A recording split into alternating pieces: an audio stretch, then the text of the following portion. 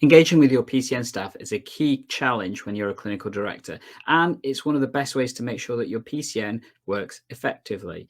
In this episode, myself and Andy are going to explain how you can do that, the various options you need to consider, and the routes, and some of our standard little hints and tips to make this process hopefully a little bit easier for you as part of our series of engagements that we've been doing, whether that's been the system, patients, staff, and other places. So let's get into it and tech enhance your primary care and learning.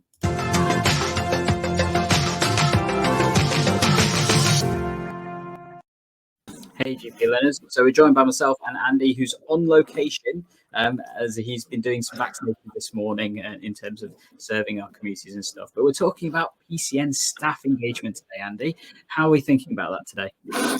Yeah, so this is the final part in our 4-part series looking at engagement from a PCN or practice perspective. We've looked at the wider NHS system. We've also looked at engagement with community partners. We've looked at patient engagement, which was a really exciting episode, and now we're rounding it off by looking at staff engagement, which I think is probably one of the most complicated areas of all to get right and do effectively. So I'm really looking forward to having a discussion following the same framework we've followed before with the other engagement episodes, and hearing about what you're doing and what we both might think are good practices and good ways to engage with staff. Okay, so as Andy mentioned, this is part of our series that we've been doing. So if you do want to check out the earlier episodes, this is what their thumbnails look like. So you can have a look at that. It is on the EGP Learning YouTube channel, or have a listen on the EGP Learning podcast and stuff. And basically you can take your pick of which one you prefer to listen to, or listen to them all, because that's what we would recommend. But as we get into that, Andy also mentioned about the matrix. So this is our matrix that we've already got established if you've listened or watched the previous episodes. Talk us through it, Andy, because it looks a little bit busy. Okay, well, we've already placed the various different stakeholders from those other categories on this. So perhaps if we thumb to the next slide, we can make those disappear like magic. There we go. That's good. Yeah, so this is quite commonly used by businesses and and other organizations when they're doing stakeholder engagement, and they're looking at what the stakeholders are and how they feel they should be operating with them. There's an axis across the bottom that says the interest level of the stakeholders. So that's how interested they are in your project or your organization or what you're doing. And then the other axis going in the upwards direction on the left is about what influence they have or what power they have in or over what you're trying to achieve. And your stakeholders will end up sitting in one of 4 sectors. So people with high interest and high power, well, you need to engage those really, really closely. They're your key players. Other stakeholders might have high interest but low power. Well, you want to keep those people informed, bring them along. But so they're also important. Some of your stakeholders might have high power but low interest, and actually it's really important to try and meet their needs. So make sure that you do not do things that upset them, and you might also want to convert them into high interest people as well, so that you move them into those key player areas. So it's important to say they don't have to end where you initially place them on the engagement matrix. You can also start to see that some of those players are perhaps in the wrong place, and you want to move them to a different place and change the relationship you have with them. So it's really useful in that sense as well. And then the final quadrant in the bottom left-hand corner is people with low interest and low power. And these are perhaps people that you can pay a little bit less attention to if they really do genuinely sit in that area. So it can be useful to place the stakeholders in that area. So shall we go ahead and think about the different types of staff that we might be talking about as a primary care network, and move forwards from there? Does that sound okay? All right.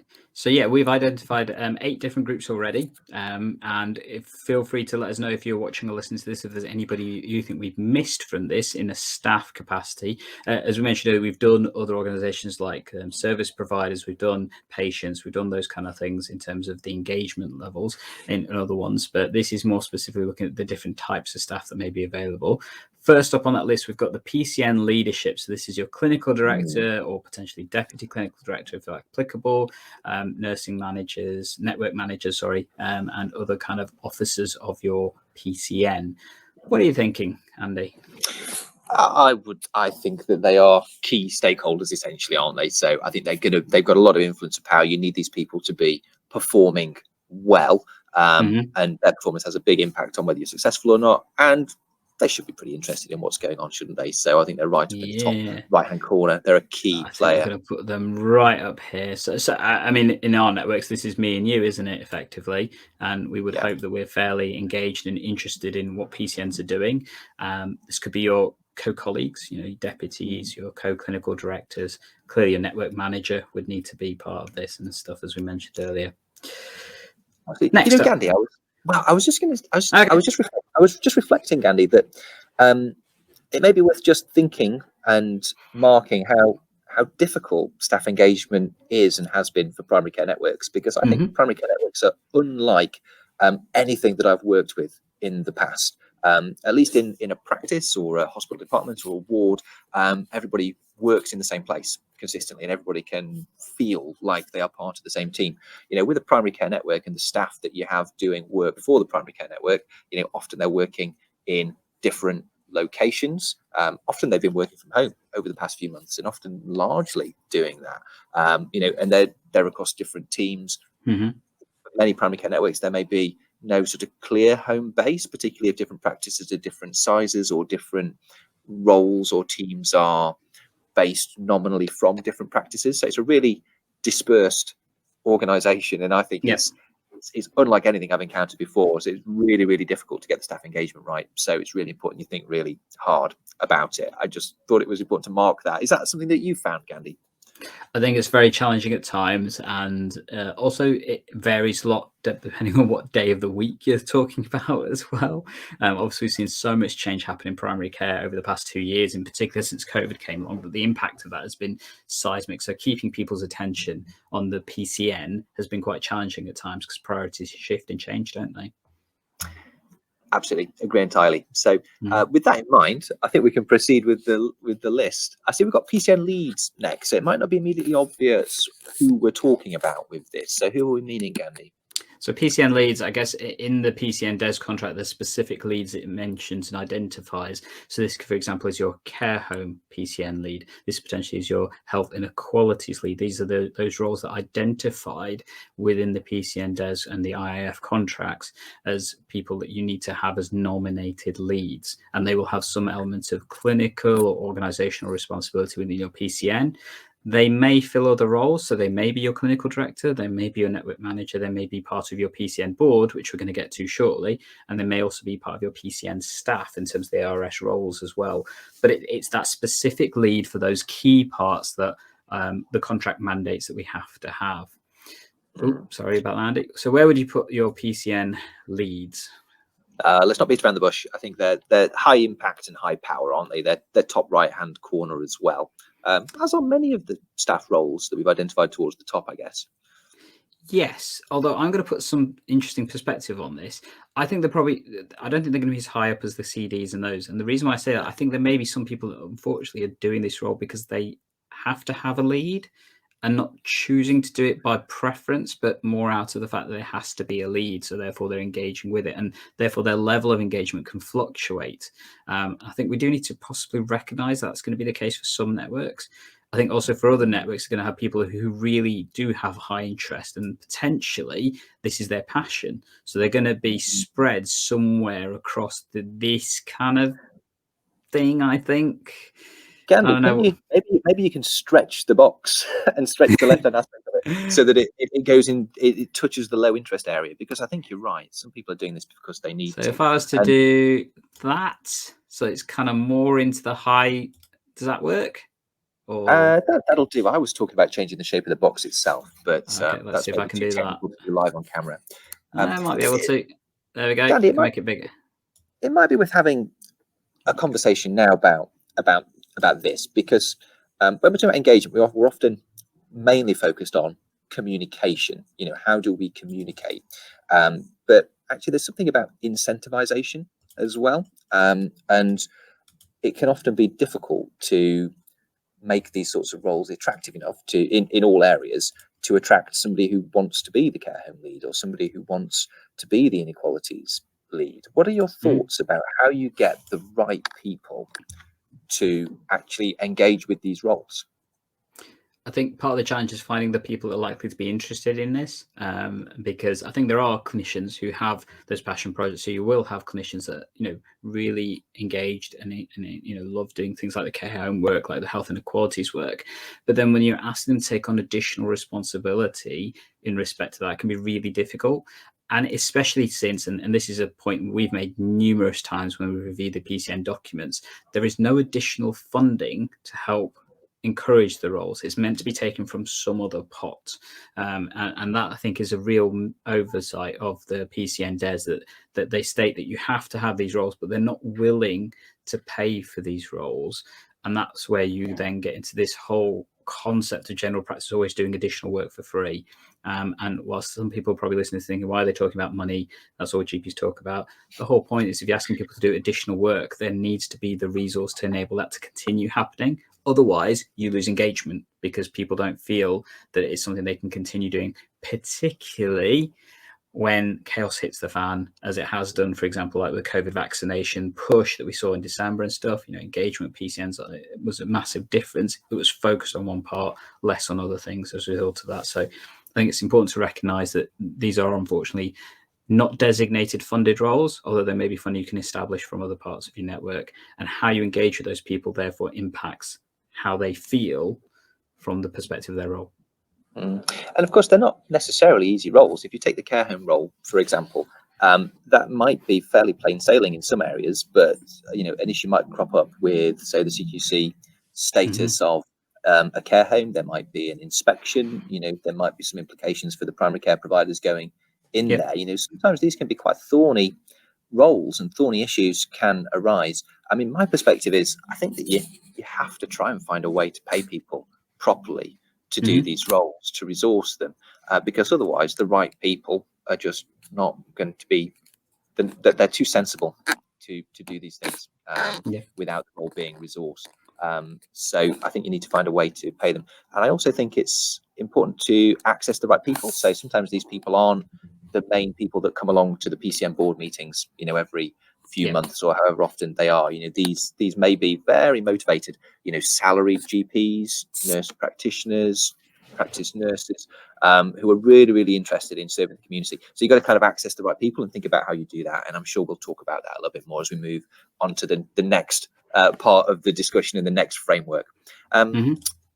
So shall we place the next one? So the ARRS role, so the additional roles reimbursement scheme roles. So we're talking about the clinical pharmacists, we're talking about the first contact physios, we're talking about the health and wellbeing coaches, the physicians assistants, and all of those additional roles here, aren't we, Gandhi? Yep. So the various different, I think there's 12 different roles now, or possibly 13. I've lost track, actually. Mental health. Yep. Workers. And if you want to see our more detailed stream about that, we have got one that talks about the various different roles that are available and what you can consider. So do check that out and stuff. But in terms of what are you thinking, Andy? High power, low interest? Or are you thinking low power, high interest, or somewhere in between? I think this is one of those, it almost needs a stretch box. I mean, I think if we're looking at the ideal situation, then they're going to be and where you want to keep them, because I think they all start in this place, but it can drift, can't it?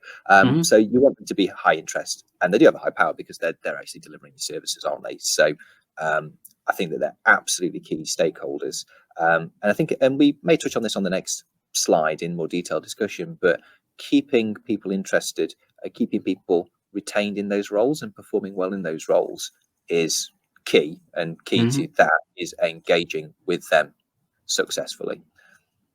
So from what you were saying, I'm going to take it on something like this. So I think, we want their interest because they are the workforce of the PCN.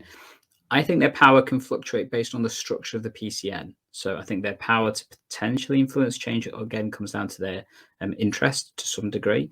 But I think there's also an element in some networks, they may be staff that are doing the job they've been asked to do, and potentially just that element of it. So the power element depends on where they sit in that structure of the network.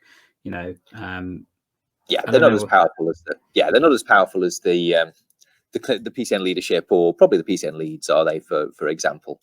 So I'm going to put them there. Does that sound or look reasonable to you? That looks perfect to me. And for those people listening on the podcast, they are at the intersection between high and low influence. They're right in the middle of the influence spectrum. That's good.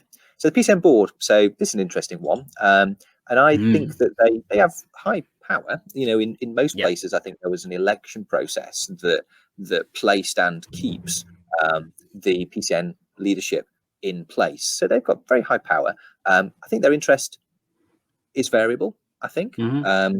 You know, I think their engagement is often good, but it's how much they keep up to speed with things in between the board meetings and so forth, for example, and up to speed with what's actually possible within the PCN DES and isn't, and so forth. So I think there's probably an interest and information need for these people, but they've definitely got high power. So I'd place them highest power, but maybe at the intersection of low and high interest potentially, or maybe so a little bit the highest power. And so I'd probably put them a little bit lower than the PCDs and that kind of stuff, because they're probably, whilst they're directing the CDs what to do, I definitely agree. I think they're in that intersection in terms of interest. It can vary very much so. And again, that'll be based on your individual network situation, structure and processes. And you'll have some that have, again, like we mentioned about the leads, they're doing it because they potentially have to do it. There is a mandatory part of practice being part of networks to some degree, particularly signed up to the network and things, and whether they are the interested person from that practice may be down to a variety of different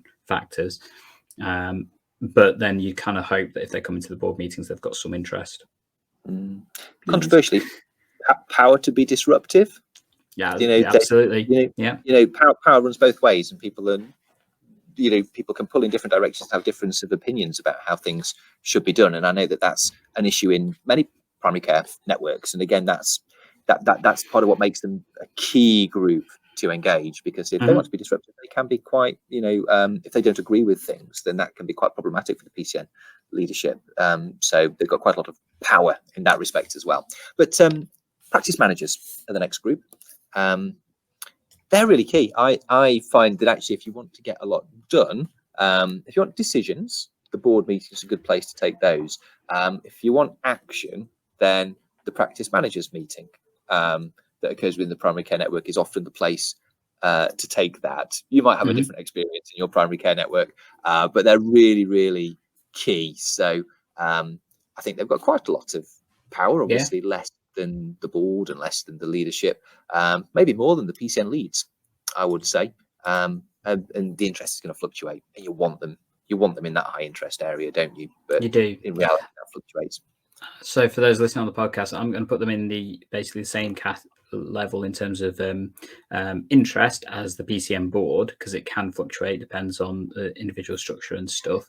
But in terms of power, I've basically put them with the PCN board from my perspective, because although they may not have necessarily the decision-making power, I think that they can do. So in our network, the practice managers are part of the board. Because we recognise that we need their engagement and their perspective of what we're trying to do. Because, as you said, they're often the doers within the practice, particularly the organisational and the reporting stuff. Many of that we have to do is far better to ask a practice manager that, generally speaking, than to ask one of the clinicians, because they know how to do all the reporting and that kind of stuff, generally speaking. So having them to help with that is paramount, to be honest. So that's why I think they are equal power to the board, if not sometimes a bit more. Absolutely. Practice staff. So this is an interesting group, I think. It's one that I've struggled to connect with, really, as a primary care network. We'll talk more about this later, but it feels, you know, most of the communication is through the PCN board, you know, the key kind of senior partners within a practice, and the practice manager, and they're the gatekeepers to their staff a lot of the time. So it can be a challenge, I think, to engage these people effectively. But where would I place them? I think they've often got lower interest than we would want. And it's one of those examples, I think, of a group that has kind of low individual power, but collectively they're quite powerful because they're quite numerous. So what were you thinking, Andy? I don't know. I think they're somewhere in the middle, because I think there's a difference of where they are and where we would like them to be. And again, that's going to vary between networks. And I think this is one of the challenge. This is not going to represent every single network. You can have different situations, different places. If I was to give an example of ours, I think their interest is probably low, aside from when something goes wrong, to be honest. And that's when the interest suddenly peaks. Like, for example, if we have to pause one of our services because it's suddenly become unavailable, like unfortunately we recently had to pause our health and wellbeing coach service because we only have one health and wellbeing coach. We planned to have a second, and unfortunately that recruitment didn't go as planned. So therefore, to make it so that that person is still able to cope, we've had to pause referrals, and that caused a bit of frustration from the practices because obviously now they can't refer. So I think that's when their interest suddenly changes, when there's a change in the process and stuff. That implies low interest to me, Gandhi. If they're only interested when things go wrong. But yeah, no, let's place them there. Yeah, they've got the potential to move in all sorts of directions on the chart, haven't they? And the last two groups. So it's very small on my screen, Gandhi, here on my. So next we've got the so we talked about practice staff, and I think we've tried to then split this off into the two different alcos, which is practice clinicians and practice administrators. And I think because there is a difference in terms of how this works and stuff, because they may have different roles in this. So if we were to split practice staff into practice clinicians, I'd probably put them similar area, but possibly a bit lower in terms of interest. Go for it. I think you're right. Yeah. And then practice administrators. Now, this, I think, massively varies because it depends on how much involvement those administrators have with some of the other functions that we have to do. What are your thoughts, Andy?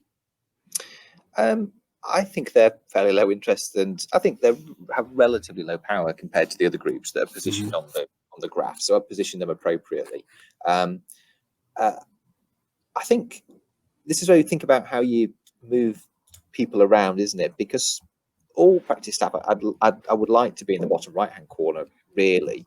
And I'd like them to have more interest and more knowledge about what's going on. And I'd like them to be in a position where they want to be informed about what's happening in the primary care network, because it's really helpful for them to know about the social prescribers and how to prescribe and the various services like the first contact physio, the mental health practitioner are all available. So in looking at this, I'd be looking at it now and thinking, probably need to think about, and set up my engagement processes such that I'm moving people into the right places where I really want them to be on that graph.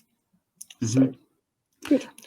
I think the only thing I'd be thinking with administrators, they may have a little bit more involvement in terms of the organisation of PCN staff in particular, so room allocations, rotas, those kind of things. So there may be a different level of interest in particularly in terms of the changing types of staff that we may have and how they work and flow and stuff. So that could vary practice-based, and in terms of what the next direction may be, and things from there. But yeah, I agree, it's probably in that lower quadrant for the general perspective. Absolutely. Before we move to the next slide, I was just wanting to touch back on this incentive question as well, because there's all sorts of ways that you can move people around, but actually if you can find funds, perhaps from leadership or management, funds that are made available to us from time to time, a good way to increase someone's engagement is to, for a period of time or for longer, actually engage them directly in some tasks within the primary care network and pay them to do it. So I think that that's something that we all do, but I think we can think about that and think about how we do that deliberately from an improving engagement, interest perspective for staff members. So I know of some primary care networks, for example, who have used funds to have a receptionist or administrator within each practice within the network who is a champion for social prescribing, for example, and that they've funded that to fund that engagement, and that they've been successful with those sorts of efforts. So I'm just highlighting that where it's perhaps not been relevant with the other engagement episodes, incentivization around staff engagement, I think, is something to think about and use in a strategic fashion. Absolutely agree. And I think it comes down to the priorities of the network and also potentially the priorities of funding. So we've not specifically gone down the route of incentivizing particular aspects like that, but what we do offer then is just a end of year, we kind of give a payment to the practices to recognize all the additional work that they've done and incorporate those kind of prospects with it. But I think there is absolutely some power in doing that on a regular basis, because it's just a clear line that says this is what you're getting the money for, and then that sometimes helps with the direction of that workload then as well, doesn't it? Yeah, absolutely. So shall we move to the next? Yeah, let's start talking about the nitty-gritty now. So we've talked about who they are and placed them on our engagement matrix, but next we can just have a conversation, I guess, about what we're actually doing to engage these staff members and what we'd like to do better. And I'm really interested to know what you're doing. As per the previous videos, we've got this who, why, what, where, when, who matrix, just to prompt us to ask the right questions, really, about how we're engaging with these staff. So, I mean, shall we start with the leadership team? So we know who they are. Yeah, how do you kind of engage with each other as a leadership team, Gandhi, in your primary care network? So I think you need regular contact. That is an absolute must, because you're quite operational, quite need to be quite fluid, to be honest, because we know the changes that can happen in general practice can be so rapid and stuff. So, for example, we have a regular weekly Zoom meeting. It would be nice to say that could be face-to-face, and pre-COVID we did do that face-to-face, although we had to do that 2 weekly, just because of getting everybody into a room on a weekly basis seemed more challenging at that point. But the benefit of obviously Zoom is you don't have to worry about transport times and locations and stuff, which is possibly a benefit. But I think face-to-face would be nice, and potentially we'll move towards some of that in the near future. So once a month, potentially moving that towards a face-to-face meeting. But yeah, regular contact. So we have Zoom meetings or Teams meetings, whichever platform you want to use. In between that, we've got a separate Teams chat and WhatsApp group to allow communications for different reasons. And we've got different levels of that. So we've got one, which is just the CDs. So myself and my co-CD and deputy CD. And we've got another that's the CDs plus the admin of the officers group. So the network manager, the management team, the locality support and that kind of stuff. So that core group of people who meet on a regular basis. What about yourself, Andy? Yeah, it's very similar. So yeah, I think it's important. It's a dispersed organisation, isn't it? Everyone works in different places. So regular contact doesn't occur unless you're deliberate about it. With my partners at work, I see them every day in the practice, and I see the staff every day. But with a dispersed organisation, if it's not a meeting, it doesn't happen. And I brought up a chart at the last board meeting of all the kind of meetings that were happening within the primary care network. And I said, gosh, there's a lot of meetings, but when looking at this, you have to appreciate that we're all working in different locations. So we can't have opportunistic conversations in the corridor about things or pop into each other's rooms. If it ain't a Zoom meeting, it's not happening. So bear that in mind when you look at this, because I think it looks like there's too many meetings, but it feels like we don't have enough contact still. So yeah, it's having a good routine, I think, as a primary care network is really important. So regular contact with your leadership team, and I'm sure we'll talk about regular contact and check-ins with the other teams as we go through. Something just struck me when you were talking, Gandhi, and it was about where all of this remote communication happens. Because a few years ago, if it dropped me into this situation, I'd say, okay, we need to try and keep all of the communication on one platform. And I might say, okay, Teams allows chat, it allows file sharing, it allows scheduling of meetings, and it allows, remote video meetings. Everything should be on Teams. And in reality, what's happened is that actually we have some WhatsApp chats and groups. We have some Teams chats and groups. We chat less on Teams, actually. We share some files on Teams. We share some files on the OneDrive. We send some information via email. We sometimes ring each other up. And my position's changed a little bit, actually. And I'm a little more platform agnostic, actually, and a bit more happy for things to find the way that they work. Sometimes you need to take the bull by the horns and say, this conversation is happening in this place, or this file lives here. But I've become much more platform agnostic. I don't know about you, Gandhi. How do you feel about having lots of different platforms? I think the problem with multi-channel is then you get that potential confusion as to where everything is, and that can lead to less productivity, because then at least if you've got one place you're looking for stuff, you've got one place that you need to find it through. And if the search capabilities of that are pretty powerful, then actually that would make your life so much easier when it comes to finding things. And it's also that compartmentalization of the work element of things. If you've just got this one platform that you use for work, it's so much easier to segregate it and switch off when you need to. So the downside of using things like WhatsApp and stuff is obviously we use WhatsApp generally for personal life as well. It's so easy to dip into that when you're on holiday or when you're on leave for whatever reason and stuff, because you're using that for your personal life as well. So that would be my caution about using multi-platforms. And admittedly, I still haven't got to a point where we're just using one platform for everything yet, as I just mentioned, because I mentioned that we use, Teams and WhatsApp, and we occasionally have stuff through email as well. But you're right, it's find what works for your group versus what works for you as an individual. Yeah, I'm much more relaxed about it now. I think the fewer the platforms, the better. And if you're going to share files, it makes sense to share those in one place. But I'm much more relaxed about it now. I'm much more happy for things to find the path that they work. I take on board your question about the point you raised about switching off. And actually, I've become more of a fan of actually just the global settings on my phone. In terms of do not disturbs and downtime. And actually, if you're going to live in a world that's multi-platform, that's often the answer, I think. Yeah. But we digress. Let's start moving through some of the other. Okay. So your leadership team. So you're meeting in regularly. I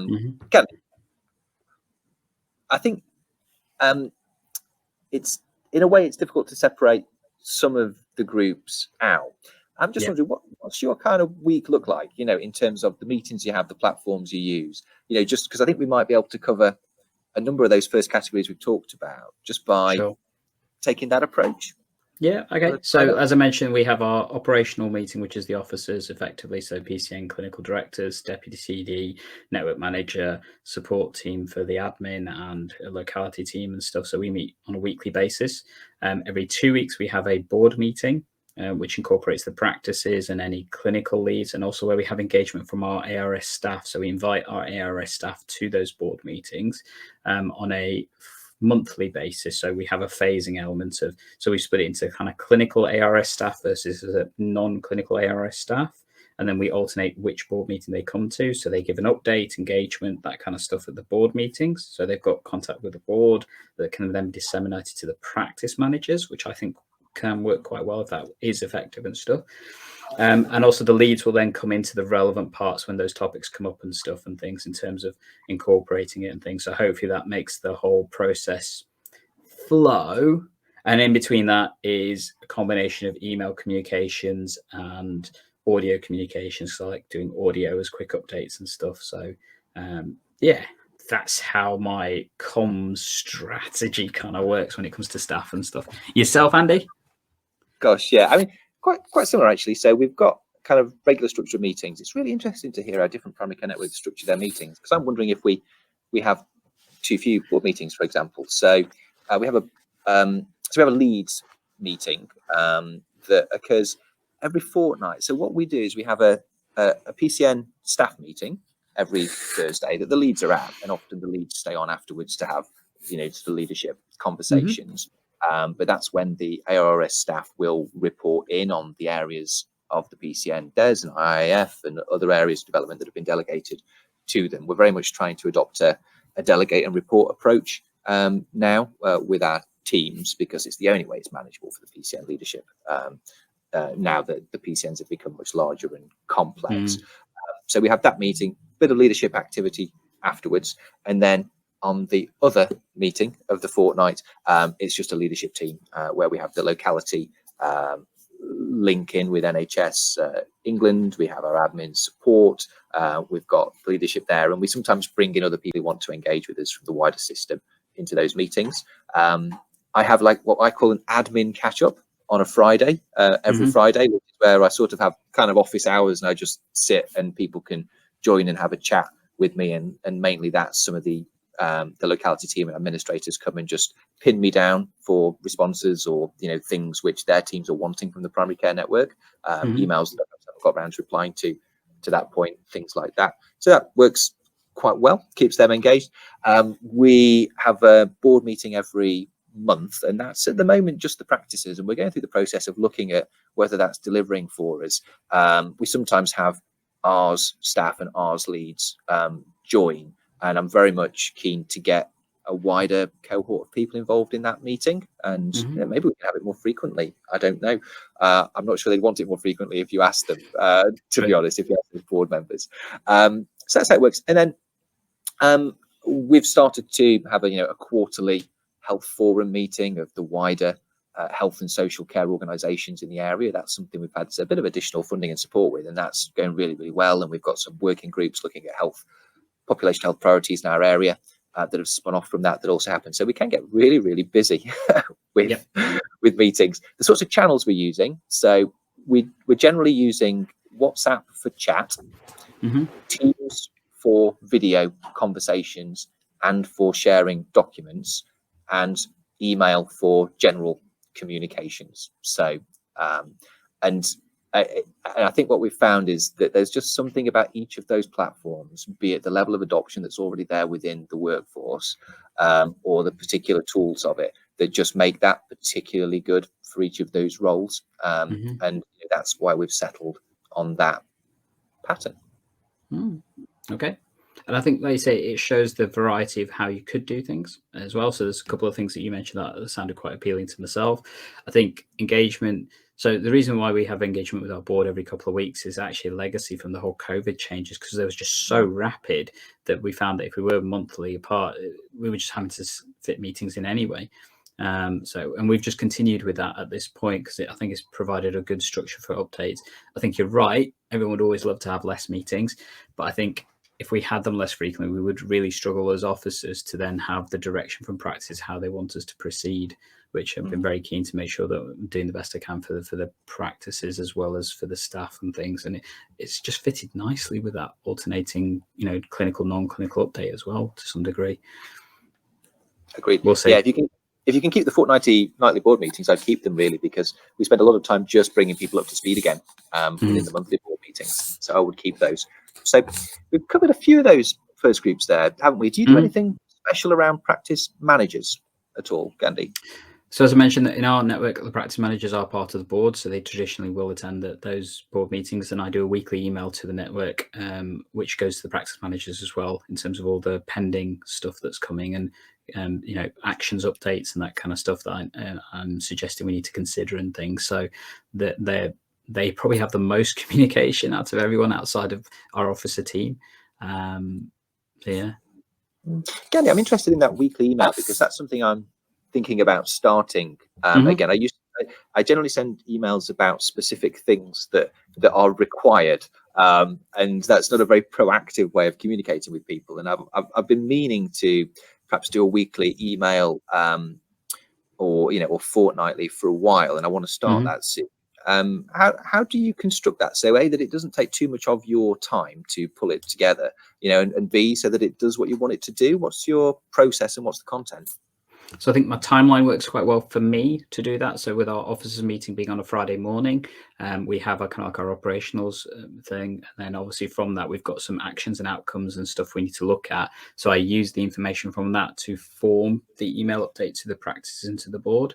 And as a result of that, I then do that, and I have a particular structure I've come up with. So the subject is the date, and it states in there whether there's updates or actions and whether it's urgent or not in the subject line. So that concept of writing good emails, and then the first part is literally just that. It's the topics. So what are the topics, and is this an update or is this an action? So that hopefully when they see it on their preview screen and things, they can have an idea of what they may need to do. And then each section after that is just the content, really. And it's very much what do they need to be aware of in the next couple of weeks and stuff. Is there anything particular I need back from them? Is there any updates in terms of changes of services or other kind of information? And then obviously if I need to add in additional documents, we'll do it from there. And I found that structure works well for me. One criticism I have had from that is, unfortunately, I tend to send it on a Friday afternoon because of that time frame. So obviously some of the practice managers and teams are clearly not happy that I've sent it on a Friday afternoon, because then obviously it's potentially the first thing in their inbox on Monday morning, that kind of thing, or they see it and they're like, oh, I've got to deal with that. So I make it very clear the time frames that people need to reply on with that, so that hopefully that reduces the stress and things. But I appreciate it would be nice if there was an automated send on Monday morning function instead within Outlook, but I haven't quite found a way to do that. Google does. Outlook, trickier. That sounds really good, Gandhi. Well, the thought that I've had that I'm not put into practice yet was really just because it's finding the time to pull it together for me. So I need a process that allows me to do it quickly. And I was thinking, actually, just looking at my calendar, or the primary care network calendar, and just do a reflection. Okay, in the last week this happened, in the next week this is coming up. Because I quite like the idea of doing a an email update weekly that can go to practices, but that's also kind of suitable for consumption by other stakeholders and possibly even patients, if they picked it up, and then with a kind of a supplementary bit for actually what do the board need to know between the lines, and kind of set a process up that allows me to do that fairly easily based on my calendar. But I'll keep you informed as to whether that actually happens. Or if I'm able I think to the problem you may have with trying to make an email communication for various different groups in that way is that the content will need to be so different for particular groups in different parts. You'll end up spending so much time doing that. It's possibly quicker just to do two separate types of communication. I'll keep you posted. I've been thinking about how to do it. So, definitely keen to hear it. So we'll see. There'll be a follow-up to this. So let's talk about practice managers. I think we sort of covered the ARRS staff as well. Is there anything additional that you do over and above what we have talked about so far in terms of connecting with the ARRS and PCN staff? So one thing we're looking at doing is how we communicate better with our ARRS staff. So I think there is the option of having groups, like channels. For example, in Teams, you can create your PA channel, you can create your pharmacist channel, and then you can obviously have different people in those groups. In addition, like the network manager, like the CDs or clinical leads and stuff like that. I think one of the other options is a regular communication to the network staff, and that can also be a regular communication to practice staff, because we're going to come on to them in a second. And it could be the same communication because it's about sharing the developments within the network. In that respect, it comes down to whether it's about updates, whether it's about actions. That's where the difference comes into play. My earlier comment. I'm talking about updates. People need a separate communication for actions. Yes, absolutely. With the ARRS staff, it's been one of the challenges has been, particularly in the early days when we were quite small teams, is finding the time to invest in that relationship with the ARRS staff.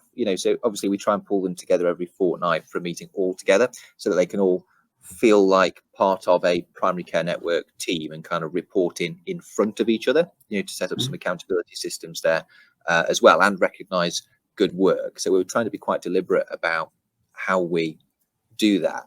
But I think the teams also need a bit of one-to-one time. So we're trying to allocate someone within the Pcn leadership to take a particular interest in each of the teams and, have some conversations outside of what is quite a large meeting with them. And beyond that, and when we get a practice network manager embedded, I'm hoping that part of their role will be to maybe do some, one-on-one staff conversations. These are the sorts of things that happen routinely within practice normal organizations, but it can be difficult within the primary care network, where there wasn't a management kind of capability there already to bring the staff into. Everything's had to have been established at the same time. These things can be a little bit haven't always been there. Basically, the other thing, Andy, is that they need time to talk to each other as well and engage with one another. So our teams have their own weekly meeting where they just chat, for an hour within their own teams. And I think they find that really, really valuable and productive, because they don't always work in the same place. They wouldn't always see each other unless there was something in the calendar for them to do that. So that's really helpful. Agreed. I think you need cross-network communication, but you also need within their own team's network just for that peer support and that kind of stuff. And absolutely encourage the concept of having a network manager to support the communication routes. So a lot of our within the network communication has now been delegated to our network manager, who acts as our interface within the offices with the ARRS staff now. So in some ways, I think that's a negative, because I have less contact with some of the ARRS staff as a result of it as the PCN CD. But also it does mean that the network manager has got more time for that contact and, and an element of, understanding of their particular needs. So then if there is a challenge, she can actually deal with that rather than everything coming to the CD, which was the original way things happened when PCN started. And obviously the PCN CD role has changed massively. I know, because I'm rewriting the job spec for ours at the moment. So, yeah. I'd be interested to see that, Gandhi. That's good. I've already been told I have to share it with the rest of the city. So, yeah. Okay, good. I think it changes a lot when you have a manager, network manager in position, I imagine. So that's an interesting group. So now I guess we're down to or across to or up to the practice staff, both clinicians and administrators. And I think this is a difficult group to reach and keep informed, but quite powerful if you can get the right access to them, because you need people to be referring patients into your other services within your primary care network. So they need some awareness of what's happening. And I think they've got a lot to contribute to some of the population health and community projects through their engagement, but they're often hard to reach. What have you got in place or are planning for this group, Gandhi? So we've had a couple of options. So we've had 6 monthly engagements where we use one of the internal practice learning times, and we basically communicate or / broadcast the information of what have we done so far, what we're planning on doing in the near future, and what we're exploring doing in the further future and stuff, and what does that mean for the practice staff and their patients and things. So we've had that kind of level of opportunity to try and have some two-way discussion typically through Teams meetings where we've invited everybody in. We've also done some additional kind of like newsletter style communication twinned with that. So at least it incorporates, different routes of communication, because I think you do have to be multi-channel in the way you communicate with people, because not everybody can attend a meeting. And we found that as an option. I'd like it to be more often, to be honest, because I think feedback would be better if we have more communication that way, but it also recognize everybody's busy. Everybody doesn't have the time for that. And also potentially different days as well, because at the moment we've taken the opportunity of using practice learning times because it's the most convenient for the majority of people, but recognize that doesn't capture everybody. Yeah, I think we'd gone a similar route to you. This is something that we need to kind of rebuild and build back a little bit this year, because we were using the practice learning times to engage with whole practice teams around specific topics like provision of care for people with learning disabilities and mental health and cancer diagnosis. A lot of the QI work that's part of QAF, part of IIF, and part of the PCN does care home things as well. But and that was actually making progress. So we were using those occasions to also talk to people about their priorities, objectives, activities of the primary care network, connect those staff with the ARRS staff, so they had so that those roles and services had better visibility to the whole practice teams. But sadly, with COVID and vaccinations, unfortunately, that's fallen by the wayside. And I think the practice staff are less engaged now than they were, 18 months ago, for example, which is quite sad. So we need to build that back. I agree with your comments about being multi-channel. I think you've just got to try and get these people any way you can, but perhaps being deliberate and using similar updates or resources across different channels, can be helpful. And one option I've considered doing is a podcast to share that information with other network teams, and that could be a YouTube channel, podcast, other kind of things. Started going down that route actually with doing a video podcast, so through our YouTube channel for our network that we have. Unfortunately, as ever, it was the busyness of everything that took over, unfortunately, which was really frustrating, because it's something I'd still like to dedicate some time to. But I think maybe that's something that hopefully will kick up now that the COVID vaccination stuff is adjusting and getting to the point where there's a bit more time.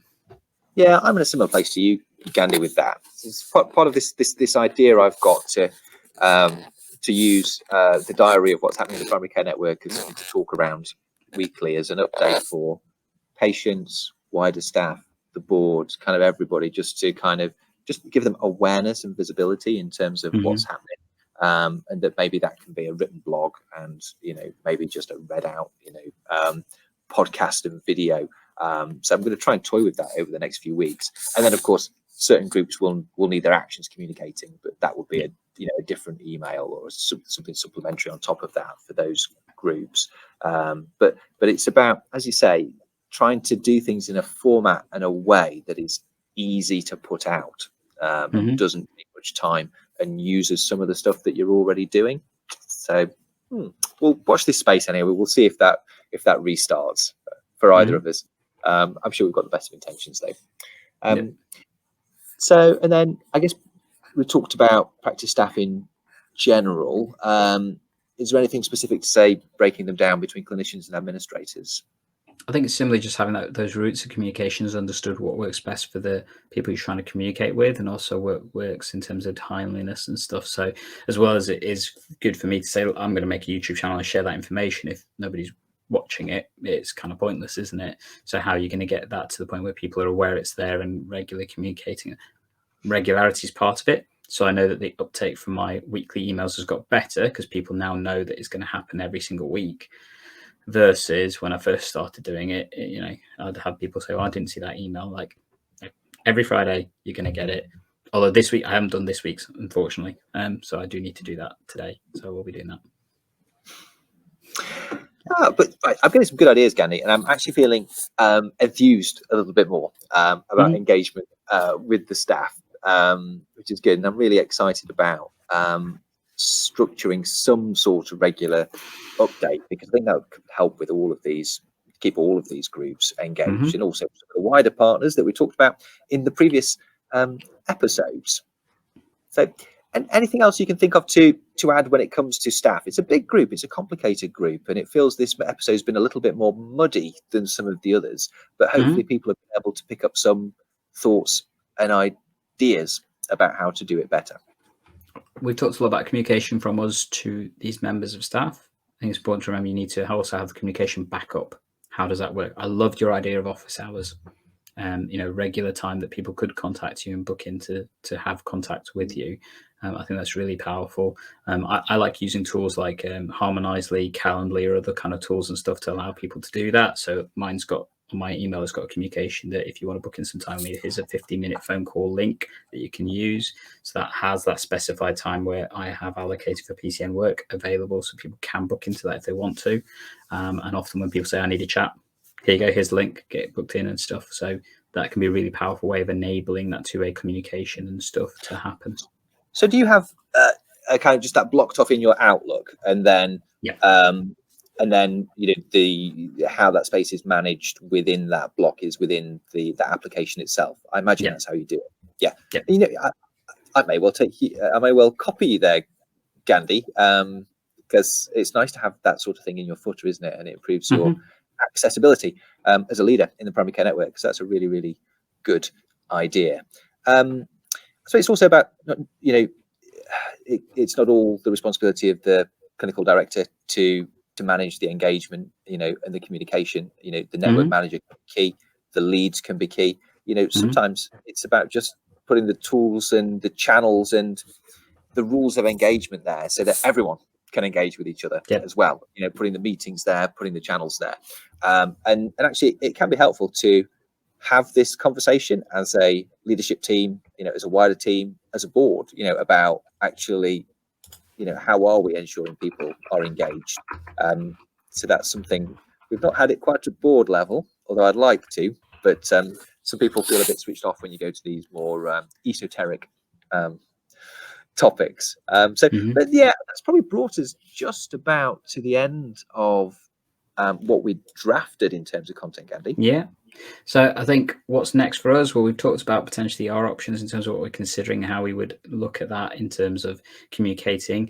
Really keen to hear from our listeners and our viewers in terms of what options they're thinking about. Is there particular tools you'd like support with? I mentioned my booking tool that I use. Andy talked about other platforms you may want to consider, like newsletter ones, MailChimp, MailerLite, that kind of stuff that you can use as well. Teams, all that kind of stuff. We've got various tools that we can support you with as well. If you want to check out our existing platform, so we didn't talk a lot about social media. That's more for, I think, for engagement with wider groups than necessarily staff, but that's again something you could direct them to or get them involved with as a possible thing. And as we mentioned earlier, do check out some of our other engagement parts of the series and stuff, because I think they're really valuable resources and stuff to help you understand how to better manage your engagement within your network and stuff. And absolutely keep your eye out on EGP Learning in the next couple of months, because we've got some really cool stuff for PCNs coming out in the coming months, haven't we, Andy? Oh, we absolutely have. Yes. Pay attention. Something very, very exciting is happening for EGP Learning and partners in this space. So if you are interested in developing yourself as a clinical director, management side of the PCNs and stuff, absolutely watch this space. We've got an amazing collaboration coming for you in the next month or so. We will be commenting on that in more detail once we've got it all firmed up and stuff, but definitely something nice, amazing, interesting, engaging, all the lovely buzzwords that you hate to hear as well. But it's going to be cool, it's going to be fun, and it's going to be us as well as some other really cool people joining us to help deliver that. As always, any comments or questions, let us know. keen to know what everyone's thinking, doing, and stuff like that. And as ever, we will catch you in the next episode. See you later.